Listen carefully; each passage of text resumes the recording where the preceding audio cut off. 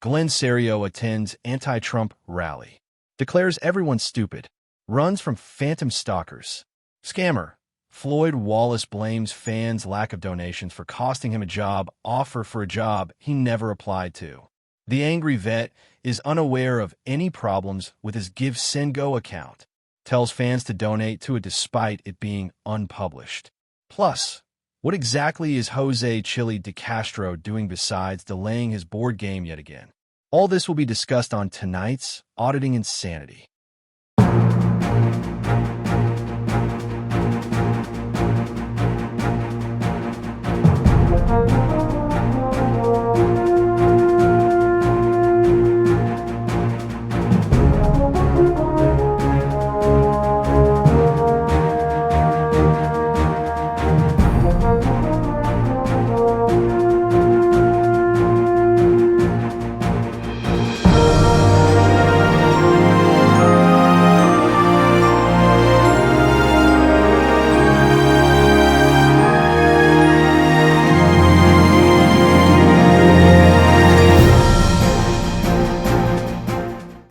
Good evening and welcome to another jam-packed edition of the Auditing Insanity Newscast powered by ReallyCoolNews. We're apparently the real Chris Ryder's favorite newscast and the only one to say his name on air tonight. Go figure. Even though we don't plan on covering, we'll give a shout out to our number one fan as we ask you to focus on Glenn Serio counter-protests anti-Trump rally. YouTube sensation and known fancy pants Glenn Serio returned to live streaming on Saturday from the Edmonds, Washington area as he was largely ignored as he attended a rally held to protest the recent actions of President Donald J. Trump. Serio observed hundreds of people who had gathered near the highway exit to Interstate 5, leading to Mount Lake Terrace and Lake Forest Park. The devout follower of Donald Trump mocked those gathered for fearing that their Social Security benefits were at risk by the president's goals to slash government spending. Serio huffed and puffed his way past protesters while mocking signs he observed, which insulted the president and called for an end to the president's policies. The YouTuber seemed surprised that both sides of the street were covered in anti-Trump protesters despite living in one of the most liberal areas of the nation. The YouTuber wondered aloud which of his stalkers would show up in person, then turned his attention back to the protesters. He mocked various elderly and disabled protesters for their beliefs, calling them retarded under his breath to the camera. Eventually, the YouTuber got into a debate with an older woman holding an anti-Trump sign. He claimed that the president, who was convicted of multiple felonies last year, could be convicted without being guilty. Serio asserted that he had been to college and educated as the woman returned to protesting despite Serio's assertions. After having another debate with a passing man who was holding a sign stating that Social Security should be saved, Serio said that the protesters had damaged their brains through years of drug abuse. Eventually, the nearly immobile Serio would declare that the massive demonstration meant nothing as his beliefs in Trump overshadowed any ideas presented by the protesters. Serio ended the live stream with a debate over Medicare and Medicaid with a white-haired male protester holding a sign encouraging a ballot initiative for universal health care. Serio opposed the idea of universal health care as it would limit his dental and health providers and result in delays for care. The YouTuber eventually returned to his car, stating that he was leaving before my stalkers showed up. He ended the live stream there, as none of his stalkers made their appearance in the 50 minutes of live streaming.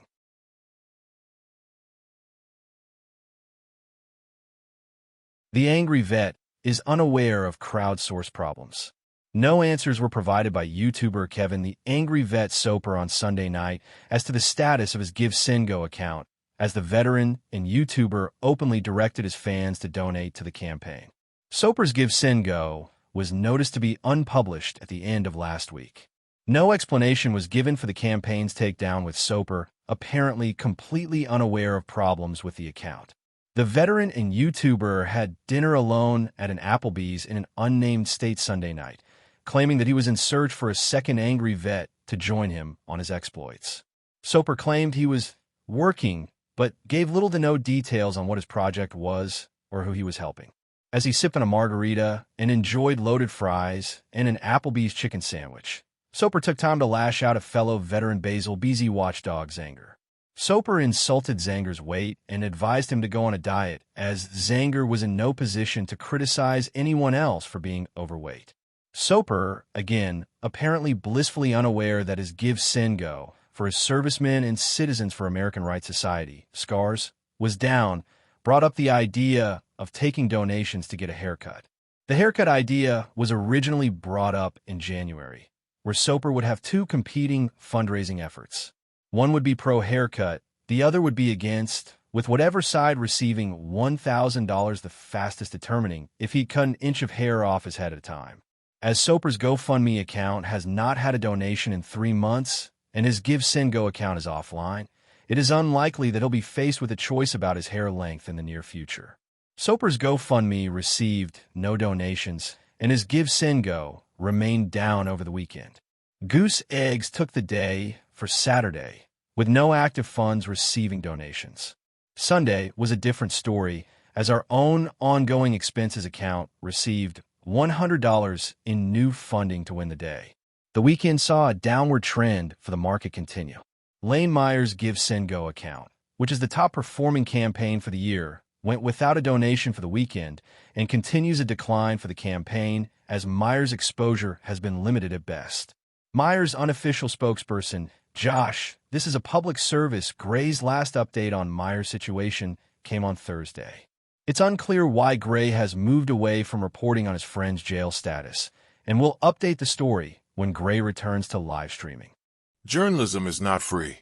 Both ReallyCoolSite.org's daily newspaper and our daily newscasts are funded by your continuing donations and what we make from our YouTube AdSense revenue each month.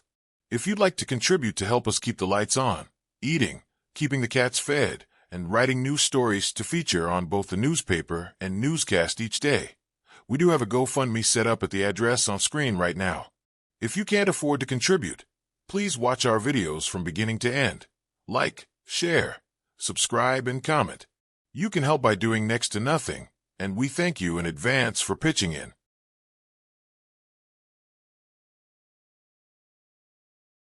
Delete Laws starts week with another failure. To no one's surprise, Jose Chili de Castro ended the half-promise that his Constitution headquarters board game would be done in the next 2 days without a completed game, leaving with the new expectation that the $49.99 board game would be finished by the end of the month. This is the fifth self-imposed deadline that the YouTuber has missed, despite claiming on YouTube that he already had 1,000 pre-orders for the game. His last live stream focused on the game and the 3 other projects, only one of them announced to public, he was working on. Viewers may have taken it as a bad sign, as when De Castro was attempting to recruit playtesters/quality assurance volunteers for his game, he became too distracted by his own imagined accomplishments to finish his pitch for volunteers. De Castro claimed that the game had 7 lines and that his fans who had pre-ordered the game could be eligible to help playtest the lines. The YouTuber made it through case law, presidents and vice presidents, articles, and amendments before trailing off in distraction, never to return to his list. The YouTuber's only announced other project, of the 4 things he claims he's working on, is an unnamed project to set up a website to get people out of jail. It's unclear how the website would work, where funding would come from, and who would actually be responsible for the functioning of the website. De Castro's overnight rest compliance form may be the 3rd project he's working on, though he's missed deadlines with that as well. The form is intended to be used as a legal document to ward off police from stopping people from sleeping in their cars.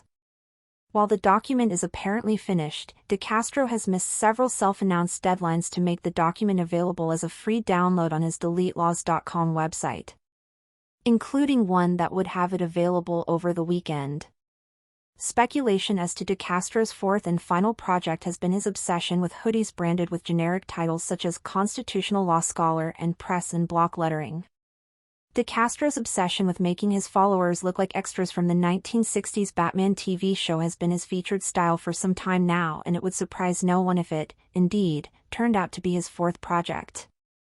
The many distractions of Jose Chili de Castro come at a time when he has two very serious deadlines this week for his refiling of his previously dismissed Ironton, Ohio-based federal civil rights lawsuits in the state of Nevada. De Castro has been ordered by the judge in the case to respond to both motions to dismiss the lawsuit/move the lawsuit back to Ohio by midweek. Both sets of defendants have challenged De Castro's refiling of the lawsuit as it had previously been dismissed, along with the challenge of the venue it's been filed in, as none of the parties live in Nevada. The Ironton-based defendants have also challenged service of the lawsuit as De Castro ignored an October deadline for service, had to be compelled to provide service before the case was going to be thrown out otherwise, then failed to individually serve any of the defendants. De Castro has until midweek to respond to both motions in that lawsuit.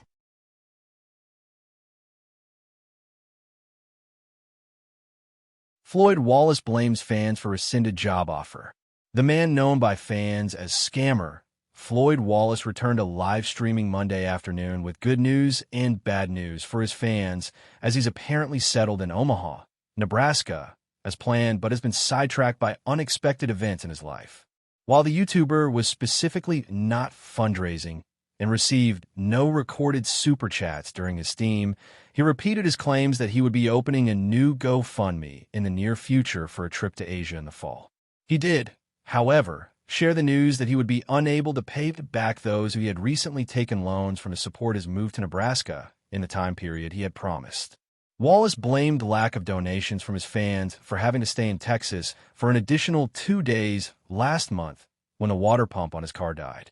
He said that since no one donated, he was forced to make assistant Jack pay for his car repairs and fund the rest of his trip to Nebraska. Because of the delay, Wallace said that his job offer, which, when he last mentioned it, he hadn't even applied for, had been rescinded. He made it clear that he was currently unemployed and searching for work because his fans had let him down and did not support him when he was in crisis. Wallace's claims about his job status could not be verified, as most of his fans did not believe that he had a job waiting for him in the first place. The job itself evolved from working nights in a meat packing plant to working a warehouse job overnight for UPS, and seemed too good to be true, as Wallace described it as a sure thing. When one of the people Wallace had taken a loan from brought up the loan status in Wallace's side chat, Wallace assured the man that he'd soon get his money back. Wallace, like all monetized YouTubers, gets paid around the 21st of the month from money accumulated in the previous month. It's uncertain if the money Wallace brought in during March would be able to cover the loans Wallace received, as he was offering double and even triple returns to his fans for loans. But fans were without options to recoup their funds, as they willingly loaned a man named Scammer Wallace money over cash applications. Wallace ended the live stream early as more fans entered his chat and began to inquire about his payback of the loans he had taken. He assured them that he'd be back in the near future, but must return to filling out applications before abruptly ending the stream.